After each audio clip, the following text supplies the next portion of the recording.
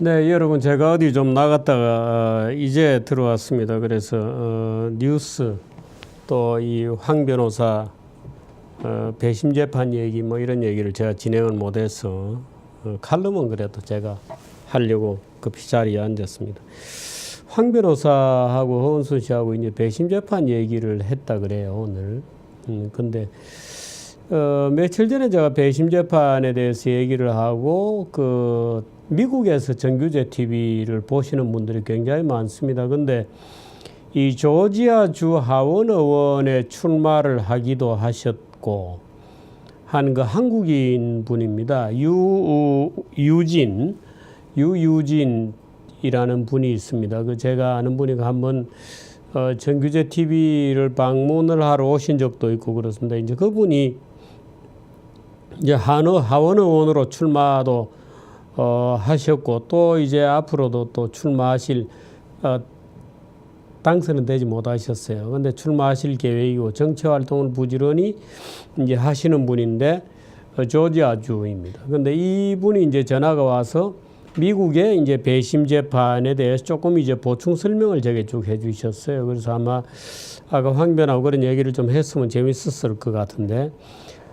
국내에는 배심원이 5명, 9명 이렇게 이제 홀수로 갑니다. 근데 이 조지아주에서는 미국이 이제 주마다 조금씩 다르니까 조지아주에서는 6명, 12명 이런 식으로 이제 더 커질 수도 있고 이제 사안의 성격에 따라서 사건에 따라서 더 많은 수를 하기도 한다 그래요. 근데 짝수로 한다 그럽니다. 6명, 12명 이렇게.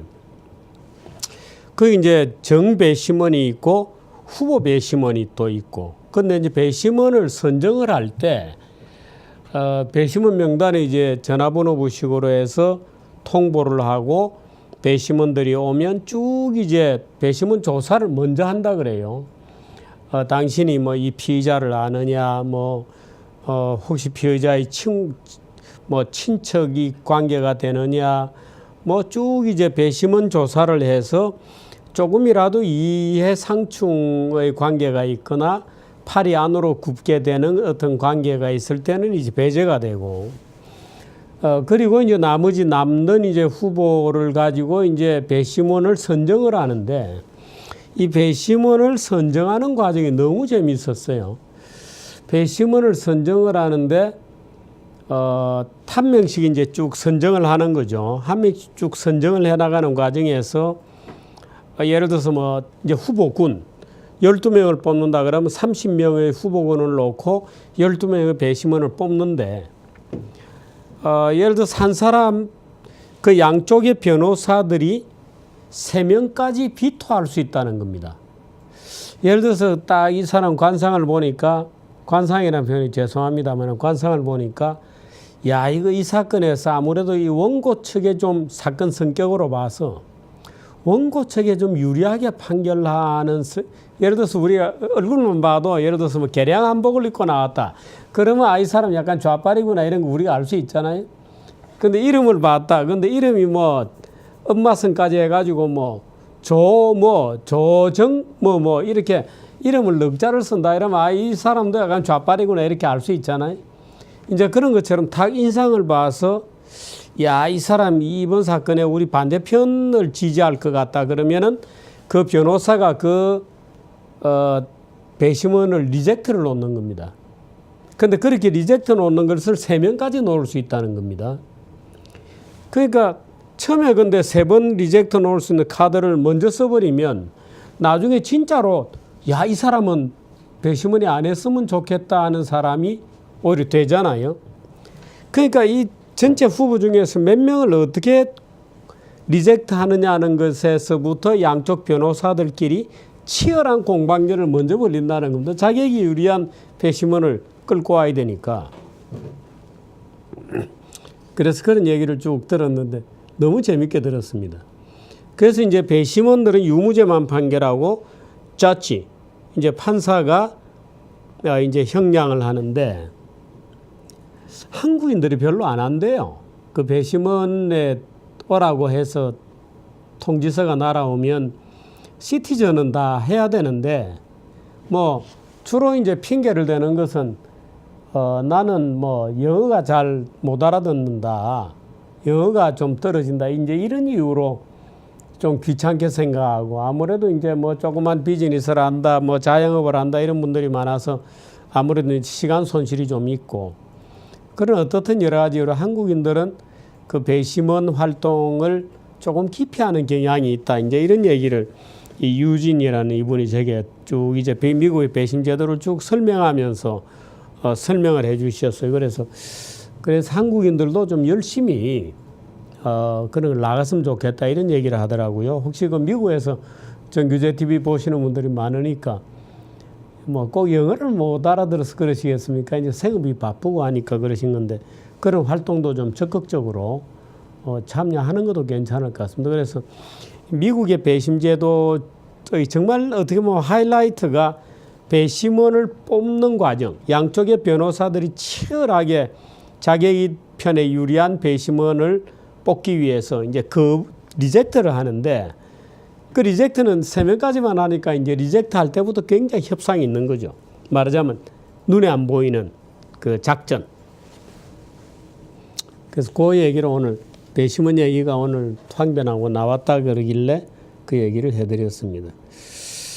뉴스에서도 여러분 보시겠습니다만은 뭐 하루 종일 그 얘기한 분들이 맞죠. 43년 동안 롯데맨이었고 롯데그룹의 2인자였던 이인원 부회장이 검찰 소환을 목전에 두고 넥타이로 자살을 했다고 합니다. 넥타이로도 자살이 되는군요.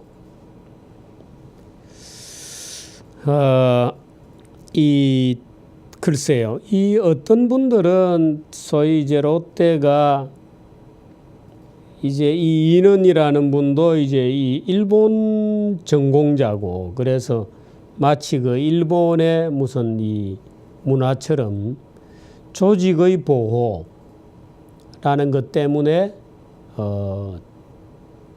극단적인 선택을 했다 이렇게 주장하는 분도 있고 검찰 수사가 너무 털고 그렇게 간다 하고 비난하는 분들도 있습니다. 어떤 것이 되었건 간에 검찰로서는 책임을 면치 못하게 되었습니다. 롯데에 대한 수사는 수사 초기에 제가 최동욱을 연상시킨다 하면서 절대로 그런 식으로 수사를 해서는 안 된다고 말씀을 드렸는데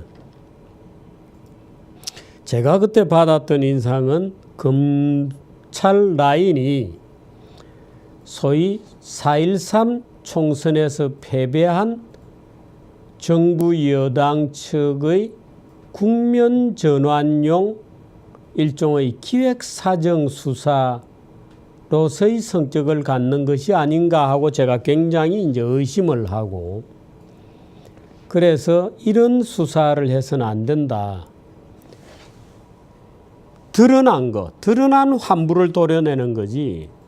검찰이라는 게 이놈이 틀림없이 이런저런 범죄를 숨기고 있을 거다는 어떤 예비 판단을 가지고 털기식으로 다 털어서 먼지 나는 것들을 다 잡아내어서 법정으로 넘기는 이런 수사를 해서는 안 된다고 제가 여러 차례에 걸쳐서 얘기를 했습니다. 제가 이 롯데 수사에 대해서 특이하게 여기는 것은 이 구속영장 또는 수색영장이 너무 쉽게 남발이 되었다는 겁니다. 그 당시 수색영장은 거의 무슨 살인면허증도 아니고 007처럼 우선 수색영장을 하면 어디에 무슨 캐비넷 안에 몇 번째 칸 정도까지도 또는 컴퓨터가 여러 대 있으면 오른쪽에서 두 번째 위치에 있는 예를 들어 정규제가 쓰는 컴퓨터하고 지정이 되어야 됩니다. 그런데 롯데 수색은 여기 신문에도 지금 자세히 나와 있습니다만은 당시에 수사관 240명이 동원돼 가지고 정책본부, 이 정책본부가 이제 이인원 부회장이 있던 바로 거기인데 정책본부와 17개 계열사 영업점 지휘본부까지 신동빈 회장의 자택까지 모조리 압수수색해서 그 다음 날도 또 하고 해서 걷어간, 강제로 걷어간, 휴대폰을 걷어가는 게 저는 법에 있는지 모르겠습니다만은 쓰고 있는 휴대폰 걷어간 것만 해도 130개나 걷어가고 그 수많은 영업장까지 덮치다시피 해서 240명이 1톤 트럭 7대 어치 분량의 엄청난 서류들을 털어가서 롯데 전체 영업을 마비시키다시피 하고 털었습니다. 그게 6월 10일이었습니다. 지금 7월 10일, 8월 10일, 지금 9월 달이 목전입니다. 석 달째입니다. 날짜 수로 따져도 2달하고 보름이 지났습니다. 그런데 이제 이인원 부회장을 그렇게 털어가지고 뭔가 잡았겠죠. 그런데 이인원 부회장 본인은 지금 자살을 하면서 비자금 없다 이렇게 얘기했습니다. 그 유서에 비자금 없다. 신동빈 회장은 괜찮은 사람이다. 검사를 탓한 것도 또 없어요. 검찰 수사를 비난하거나 이러지도 않았습니다. 적어도 이인원 부회장이 무슨 염세자살, 비관자살은 아닌 것 같습니다. 적어도 지금 몇 자만 나왔습니다마는 적어도 이 유언장만 보면 이인원 부회장은 글쎄요, 고인을 놓고 이런 얘기를 하기가 죄송합니다마는 정확하게 계획되어서 글을 쓴 겁니다. 본인의 죽음 결정 자체는 어떻게 이루어졌는지 모르지만 적어도 유서에 지금 공개된 내용만 놓고 보면 그 유언장 유서는 굉장히 정확하게 계산된 유서입니다. 안타깝기 짝이 없습니다.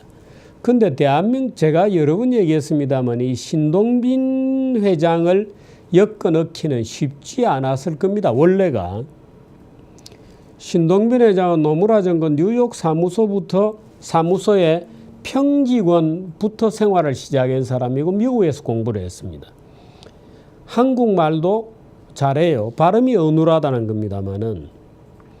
근데 이 신동빈 회장이 부회장이 되어서 경영에 참여는 해서 저 사람이 장차 롯데그룹 회장이 될 사람이라고 다 알려져 있는 상황에서도 해외여행을 갔다 오면 짐을 찾을 때도 비서가 찾지 않고 그 짐 나오는 배기지 클레임에 가서 서서 기다렸다가 자기 짐은 자기가 찾아 나올 정도로 기본 말하자면 동작의 움직이는 것 자체가 동선이 소위 재벌 2세가 아닙니다. 그저 보통 그 월급쟁이들과 전혀 다를 바 없는 동선을 갖고 있는 그런 성격이에요. 그러니까 나중에 혹시 정치적인 어떤 그런 게 있었는지 모릅니다만은 최동욱 검찰총장 시절에조차도 떳떳하다. 걱정해 주어서는 고맙습니다만은 저는 괜찮습니다. 이런 얘기를 할 정도로 굉장한 자신감을 피력을 했거든요. 그런데 지금 이인원 부회장이 자살을 하면서 유서에다가 롯데는 비자금이 없다 이렇게 하고, 그래서 이 신동빈 회장을 제가 처음에 수사 시작할 때부터 저게 이제 지금 산업은행 민유성 신동주 이렇게 해서 이제 한 그룹이라는 거 아니에요. 경영권 분쟁이 있던. 그래서 여러 가지 아마 갈등이 있어서 투서도 많고 글쎄요, 신동주 부회장 측에서 투서가 들어갔는지 무슨 민유성 브로커 노릇을 했습니다마는 거기서부터 지금 민유성 씨는 대우조선에 얽혀 있습니다마는 거기서부터 뭐가 들어갔는지 좌우당간 검찰들이 롯데를 이제 덮쳤는데, 그때부터 제가 신동빈 회장을 엮어넣기가 쉽지 않을 건데 또 수색하거나 마구 덮치는 걸 보면 명확한 증거가 있는 게 아니고 그야말로 터는 것이다. 저렇게 되면 왜 검찰이 저런 식으로 할까 하고 늘 의심을 해왔습니다. 그런데 결국에는 6월 10일 날 시작한 뭔가 투서를 가지고 시작한 것 같은데도 지금 2달 반이 지나도록 저 지경 저 모양이죠. 글쎄요, 검찰이 어떤 형태의 죄를 만들어낼지 모르지만 저는 이미 실패했다고 봅니다. 저거는 실패다. 처음부터 저렇게 시작해서도 안 되고 정말 핀포인트로 딱 찔러야 되거든요. 드러난 범죄에 대해서. 그럼 어떤 기업에 대해서 그 기업이라는 것은 수도 없이 많은 거래가 있고 원수도 있고 친구도 있는데 거래관계에 뭐 어떻게 보면 수도 없이 많은 사람들이 사업이 안 되어서 뭐 그야말로 뭐 극단적인 선택을 한 거래처만 하더라도 부지기수일 텐데 또 롯데하고 거래하면서 돈을 번 사람도 부지기수일 테고 그런 많은 그 원망의 어떤 더미 속에서 일을 해야 되는 어떤 기업체를 그냥 일방적으로 덮쳐서 자금 거래 전부를 파헤쳐 가지고 잡아내기로 따지면은 100명, 200명도 잡아 넣을 수 있을 겁니다. 책상들 다 뒤져서 누구에게 상품권이라도 받은 게 나오면은 다 집어넣는다. 그래서 지금 2달 반이나 석 달 가까이 끌다가 지금 와서 이는 부회장이 자살을 해버림으로써 비자금은 없다 이렇게 선언이 되었거든요. 저는 대한민국 검찰이 이런 식으로 해서는 안 된다고 봅니다. 대한민국 검찰이 옛날에 대우건설의 그 남회장 또 정몽헌, 노무현은 뭐 조금 전은 다른 경우라고 봅니다만 성완종도 저는 좀 다른 경우라고 봅니다만 어떤 사람은 죽으면서 유서에 잔뜩 이제 같이 죽을 사람을 쓰고 죽기도 하죠. 같이 죽자 하고 이제 유서에 막 이름 써놓고. 그런데 이런 시는 오히려 모든 것을 자기가 쓸어안고 죽음을 택해버렸습니다. 글쎄요, 이 기업인의 죽음을 어떻게 봐야 될까요?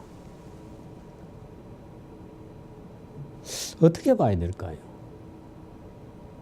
여러 가지로 그런 생각을 하게 되는군요. 저는 정몽헌의 죽음에 대해서는 지금도 의심을 하고 있습니다. 지금도 의심하고 있습니다. 염세자살을 하는 사람이 그 좁은 밀고 닫는 거기에 거꾸로 몸을 빼서 죽었다. 믿기에는 의심스러운 것들이 굉장히 많죠. 저는 오히려 노무현의 죽음에 대해서는 충분히 이해가 갑니다. 격렬한 그 부인과의 싸움이 있었다 그러고 문제는 그 비자금에 대해서 그 부인이 글쎄요, 비자금에 대해서는 안희정 충남지사 이런 분들이 이제 설명을 해야 되는데 어떻든 그 부인이 돈을 가져다 썼고 조갑제닷컴에서 아주 자세히 썼지만은 달러가 실어 날라졌고 대통령 비행기로. 근데 그걸 노무현이 몰랐고 그래서 나중에 검사들하고 막 육박전을 하는데 까지는 거 보니까 고급 시계가 나오고 뉴욕에 있는 허드슨강 옆에 있는 호화주택이 나오고 그 허드슨강 옆에 있는 그 딸들이 샀다는 호화주택에 대해서는 반기문 총장이 잘 안 되죠. 그 반기문 총장이 글쎄요.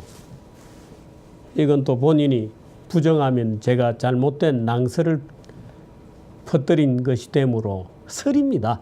반기문 총장이 총장 관사가 거기 맞은편에 있다는 거예요. 물론 어떤 사람의 주장으로.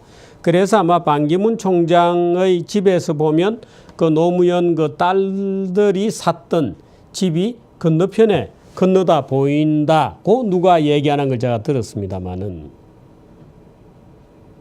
그래서 노무현 같은 경우에는 아마 인격이 더는 견딜 수 없는 파산 상태에 직면했기 때문에 선택할 게 그거밖에 없었을 겁니다. 제가 아는 어떤 분은 평생을 이제 잘 나간 분인데요. 장관을 뭐 2자리나 장관을 했던 분인데 검찰에 끌려갔습니다. 검찰에서 이제 맨 처음에 하는 게 너는 누구냐고 이제 적어야 되잖아요. 내 이름은 정규재이다. 나이는 뭐 학교는 어디 나왔다. 뭐 몇 년도부터 몇 년까지는 기자를 했다. 쭉 적는데 그렇습니까? 뭐 몇 년부터 몇 년까지는 어느 학교를 나오셨죠? 그렇습니까? 예. 몇 년부터 몇 년까지는 어느 무슨 정부 부처 장관을 역임하셨죠? 예. 그렇습니까? 정말 훌륭하십니다.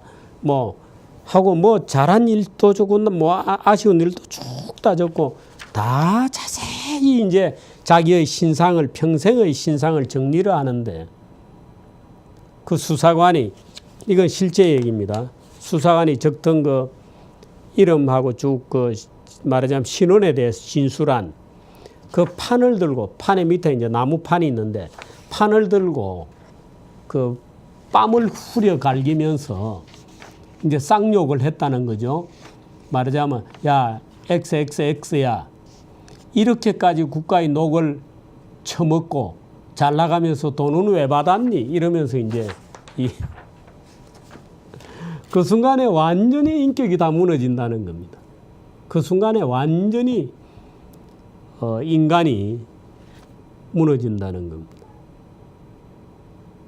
글쎄요, 수사 기법인가요? 이제 그런 생각을 저는 이번에 이 롯데 얘기를 롯데 이인원 부회장의 자살 소식을 들으면서 여러 가지 그런 생각을 해봤습니다. 글쎄요.